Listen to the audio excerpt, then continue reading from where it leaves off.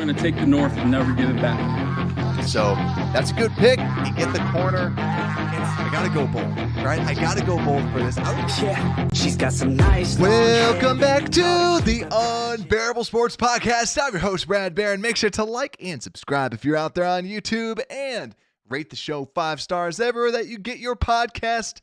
That's right, ladies and gentlemen. We have a quote-unquote emergency podcast because Matt Eberflus is gone. They did it. What is good, everybody? Joe's out there. Taco Man's out there. Shy's out there. Hope you're all doing well because we no longer have our head coach, and they actually did it. Eberflus is officially out. How are we feeling out there?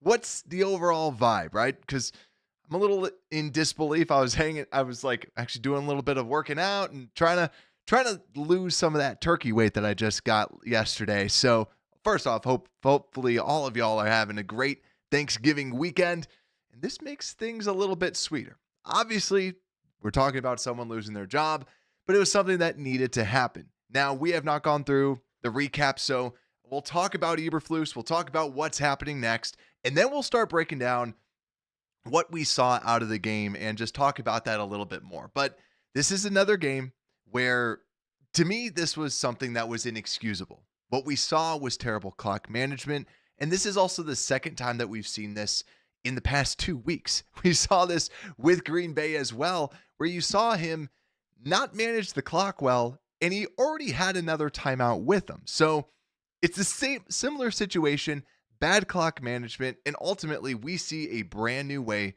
on how to lose a game for the Chicago Bears, where ultimately we end up bombing it deep. Sounds like actually Caleb changed it to try and attack that deep, but overall, it was just bad stuff. And you hear all the players that were talking about it.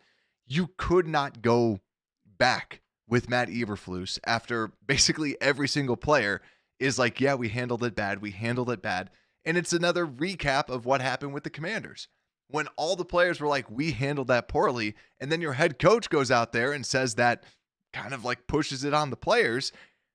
And then you see him go back, and here, I'll pull up the quote too.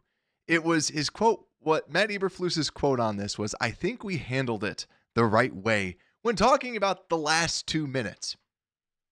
He never wanted to take full accountability or anything like that. Like, yeah, there's miscommunications, and ultimately, we fell short.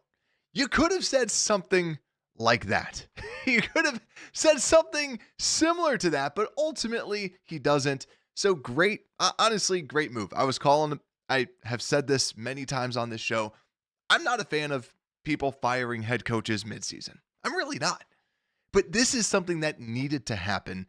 And we said this a while back. It should have been him and Shane that ultimately got moved on from.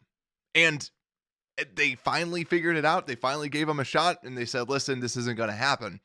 But it's good that they finally came to that realization and finally did it, because you needed to do this because of the chemistry in that locker room. You are probably going to be bringing back a lot of these players. And you heard a lot of players talk about this too, saying we are in win now mode. And players say that from time to time, but it's different when they truly believe it and truly mean it. This is a team that has been together for quite some time, and they've been re-signing players to big deals and everything like that. And they were a fringe playoff team last season. 7 wins? Like they were actually a lot closer than we gave them credit for. And now they're not able to win, and they're getting better quarterback play than they did last season. And you signed this gigantic contract to a running back. You are in the win now window because of the team that you already had configured. And ultimately, this needed to happen because a lot of the people that you are going to be building around, Jalen Johnson, Montez Sweat, you have Darnell Wright that can hopefully be that right tackle for you, DJ Moore, Rome Odunze, Caleb Williams. The list goes on. Kyler Gordon. The list goes on and on and on about these players that are going to be here long term. You need to make them happy. You need to make them feel good. This is the best way to go about it. So ultimately, that's it. That's it. And that's where, to me, this was the right move. And honestly, with Flus, the thing that will boil down to it, he's someone that he's someone that always had those like late games and we just kept on losing. And if we just had competent coaching, hopefully that can flip it. But now let's talk about what's next. So let's talk about Thomas Brown. And Thomas Brown is someone that has just shot up the ranks. And I've heard so many people talk about this from inside the Chicago Bears and people that covered the team, that Thomas Brown is different. That Thomas Brown is someone that is a coach that, like, not saying he's going to be the next, insert great leader here, the Dan Campbells, the, Belichick's, the all coaches like that, the Steelers coach Tomlin, like any of those. He's someone that does command attention. He's someone that commands respect when he's coaching. So him being the head coach and coming from passing game coordinator, then skyrocketing up to being the head coach and still being the play caller, as far as we know, he's still going to be calling plays. It's going to be a gigantic leap, gigantic challenge for him. And also, you better believe that he's using this as something to show what he can do. Because the Bears probably want to bring in a different head coach, because interim head coaches sometimes don't work. But this is something that I like, that he's getting his resume built and he's able to do something with this team. So I'm pumped to see at least what he can do. But something that we do need to keep an eye out for is the whole play calling aspect. He was someone that was on the sidelines before, and then when he had to start calling plays, he went up into the booth. And now he's going to be on the sidelines again with, most likely, I don't think that we have official confirmation of that, but chances are, him being a head coach, he's going to want to be on the sidelines for sure. But with him being on the sidelines, that is going to be different. It's a different way for him to call plays. It's a different role for him being a true head coach. So that is something that we're going to be looking out for. And quite frankly, I would love to see this team just absolutely dominate everybody to end the year and just like really make them question, like, hey, should we hire a Thomas Brown as the actual head coach? Because everything that he said, everything that he has been talking about, he's gained respect and he shot up the ranks, like we know with McVay. He's someone that's well respected, that I think if the Bears don't, I'm glad that they're giving him a shot, because if they don't, he's probably going to walk and go somewhere else, because the Bears will be going after someone. So I like this, and I think the offense we'll have to look at, and then also Washington taking over the defense. Let's see how the defense plays, because we've seen the defense get a little lackadaisical, not play as great as we start recapping what happened with the Lions.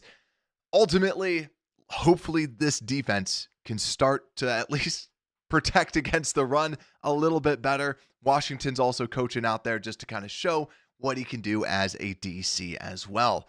So, yeah. And also, too, I want to call this out here as well. Definitely Thomas Brown is not like exempt from criticism, as well as OC. There's definitely some questions that were out there, but same thing with like all offensive coordinators. I think overall, as a leader of men, it seems to be something that he does very, very well. Also, Shadrack saying, bet the Bears beat the 49ers. There's always that new head coach jump. And I feel, too, this gives you that new head coach jump. But also, I feel like the Bears are really going to want to be like, listen, this wasn't us, right? And try to do everything they can to get a win for him, especially since he is so well respected, right? If you get a new boss that you want to make them look awesome, yeah, you will do extra work to be like, no. I know that this is interim, but that person's an awesome person to have as the coach, so, or as your manager. So that is something I'm excited about. And also cool little stat, like with Joe, I see some stuff out there in the comments about just having a diverse team. Yeah, a diverse coaching staff, right? We have a head coach that's African American, and that's like, yeah, like that's super awesome. Like with everything. And then yeah, Washington, then Kerry Joseph. Yeah, and then I know we have I'm blanking on her name, but like the coach that's a woman from a running back perspective. So yeah, cool stuff all around. So now let's get some dubs, right? Like let's get some dubs. So that is the big thing.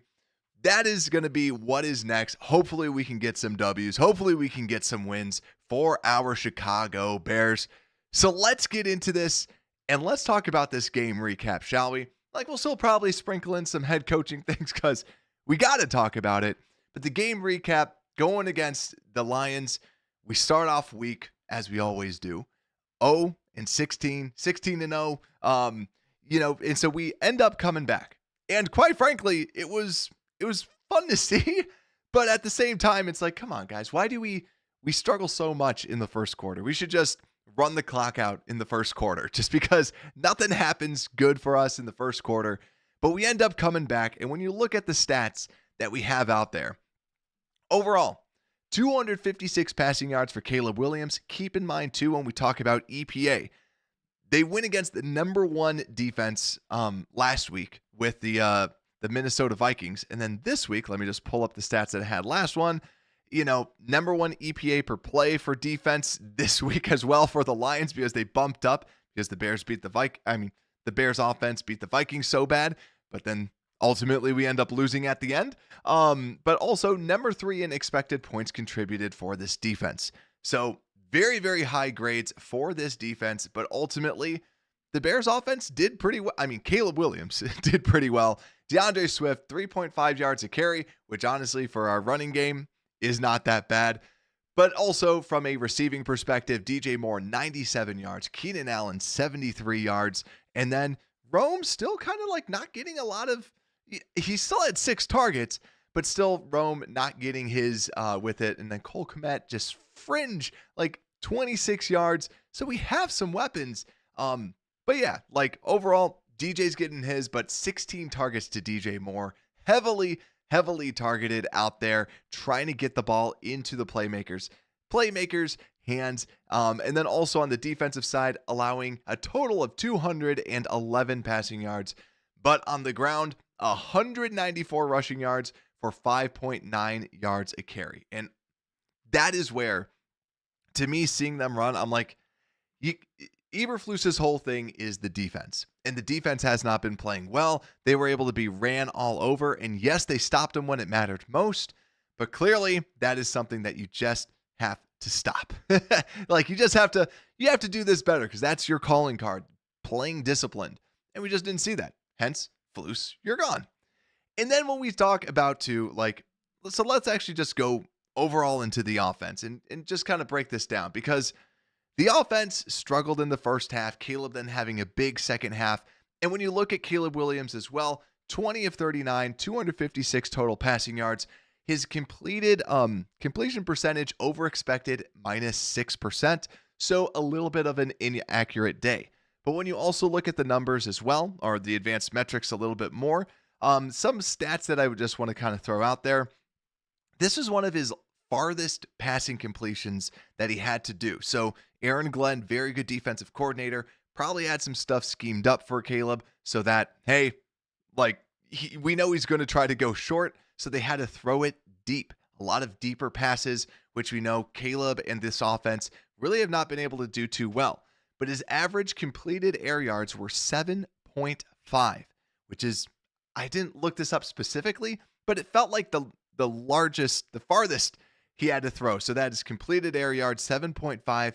Average intended air yards was 11.3, which, yet again, I believe was probably his farthest throughout this season.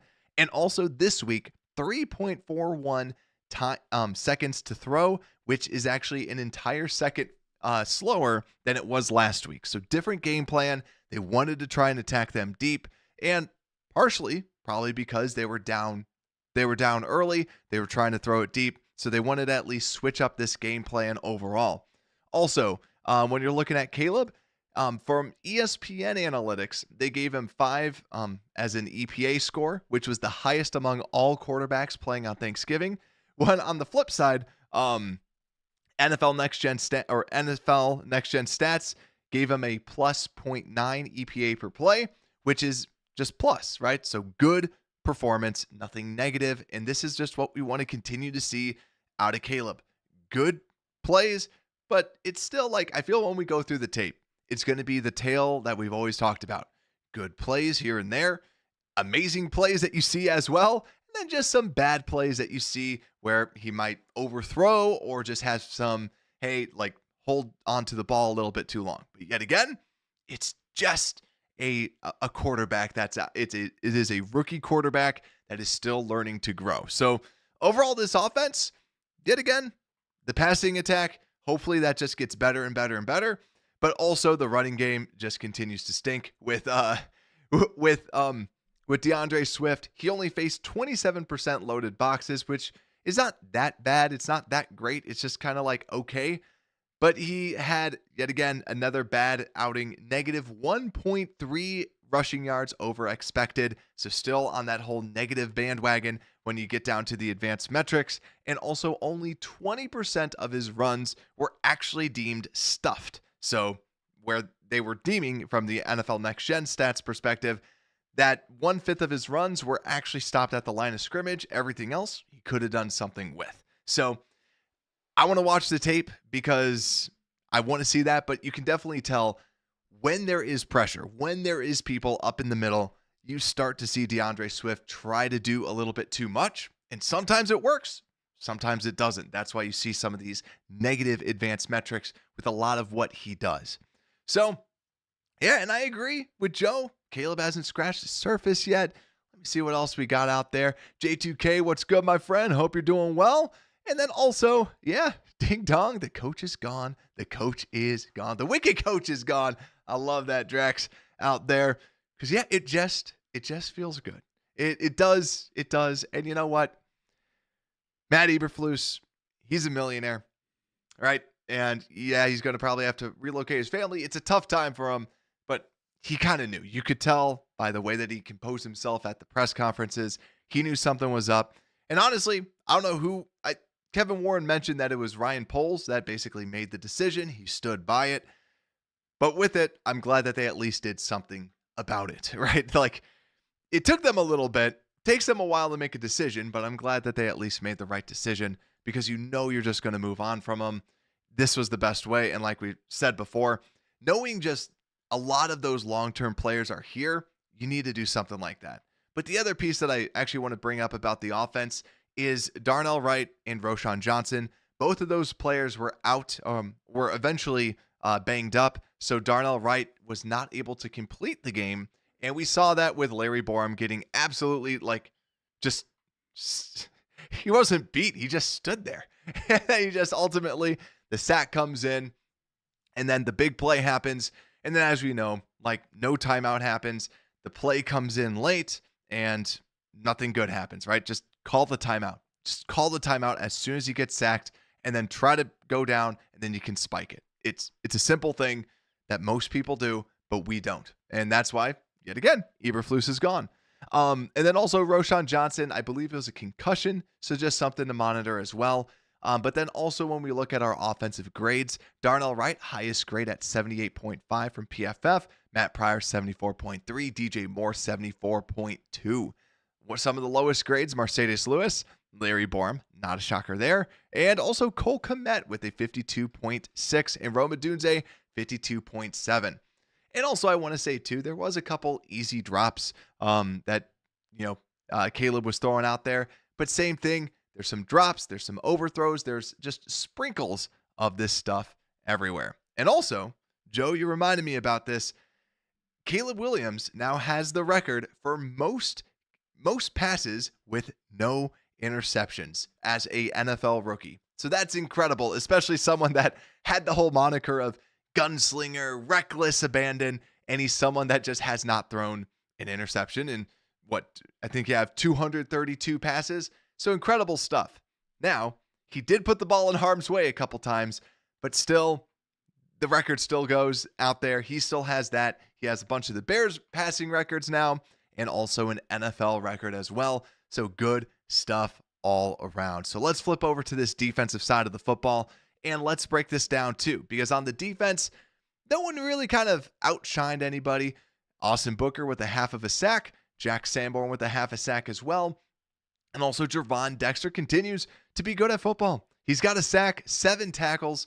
So Gervon really, he's been coming on with the last handful of games, looking really good. And yet again, I wouldn't compare him and say that he's a superstar.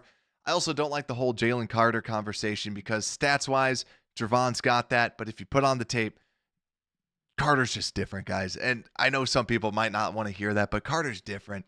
Like, he's really good, and Javon's really good too. But it's like we don't have to constantly compare everything. It's like just be happy with what you have, right? It's Thanksgiving. Be happy with what you have. We have Javon Dexter, a very, very, very good defensive tackle that still has he still has room to grow, which is great to say. So Javon, great game from him with that sack and 7 tackles. But also, let's kind of look at the highest graded defensive players out there. Kyler, still really good at football as well, with a 77.1 grade, highest for the Chicago Bears. And TJ Edwards, 72.6. Tyreek Stevenson with 70.8. And Jonathan Owen, 68.9. And then you go down to the lowest grades. Zach Pickens hasn't been that good, 42.2. Jacob Martin, 35.6. Someone that has looked really good in the past. Not a good game. And the PFF grades didn't like what Javon did, actually, with a 43.4. This is something to at least, I want to watch the tape, because I know some people will see that grade and be like, what does PFF know? They do have people watching every single game, but I want to, and there's a lot of grades that I disagree with. I just want to at least see it, watch it, and see, because yet again, the sack could have just been, time or something like that, or quarterback running into it. Something that I definitely do want to just watch. But I will say, like I said before, Javon has been looking real good when we have been doing the tape breakdowns. So overall, defense was not unbelievable. They were able to kind of hunker down later on. And something that just continues to happen is that the Bears defense, at the very beginning, we still can't stop the run, but then later on in the game, we end up being able to play well at the end of games. But also, Stevenson. We saw Stevenson and we saw Terrell Smith. And just because I know a lot of people want to know how did they compare this week, Terrell Smith 67.3 grade, and then Tyreek Stevenson 70.8. But it still goes down to, I still feel like Terrell Smith gives you the best floor. He's just a good, consistent corner. He's nothing unbelievable. He's nothing that is going to just blow people away, but he's just a good corner. And Tyreek Stevenson hasn't been playing with the same fire ever since the Commanders thing. You don't see him celebrating. You don't see him like going crazy at all. You just see him very reserved with everything that he does, which is just really not him. But also, basically now, we have to just continue to see how this defense will play. Because, yeah, Drax, you said it. How will this play now that Matt Eberflus is gone? Because now we're going to see, like, Eberflus was all about discipline, was all about, people being in the right spots and playing your role, which is kind of laughable because that's how this defense has not been playing. This defense has not had people in the right spots. So now we're going to see Washington come in, and hopefully he can get something out of Tremaine Edmonds, like he did in Buffalo. So also make sure to hit that like button for sure. Thank you for that little reminder as well. But let's get into the other side of the football, the special teams. And let's break this down, because then we can kind of start wrapping some of this stuff up so y'all can get back to Black Friday, being back with your families.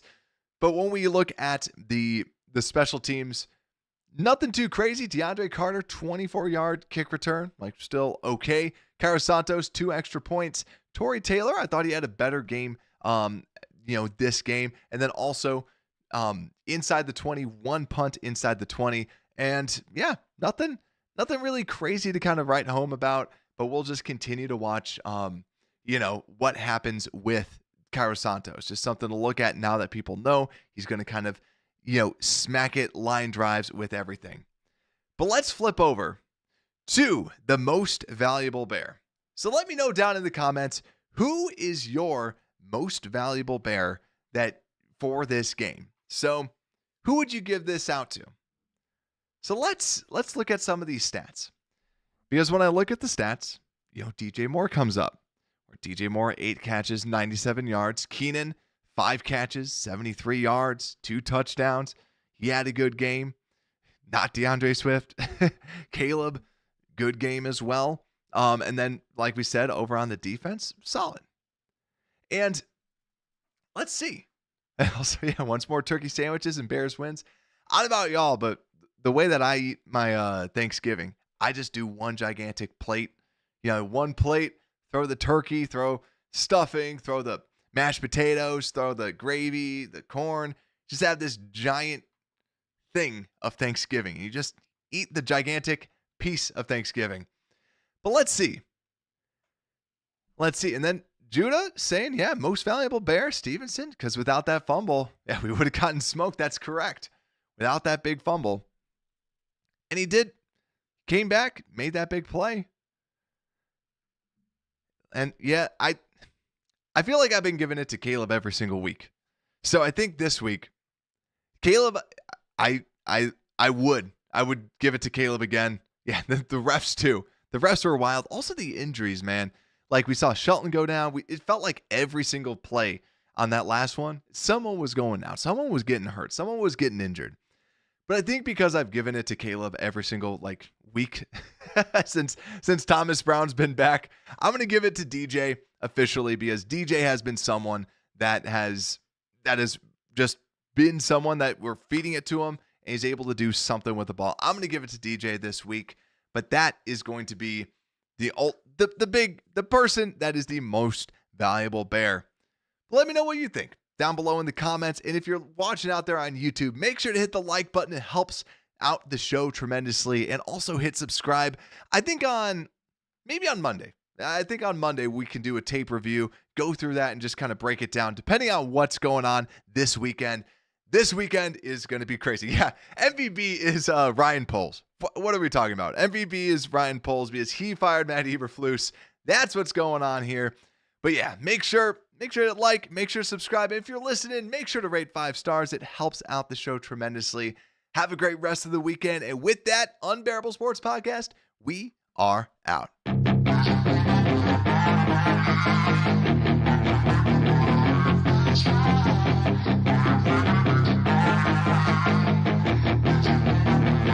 Yeah, she's got some nice long hair and you know that she's a bad chick.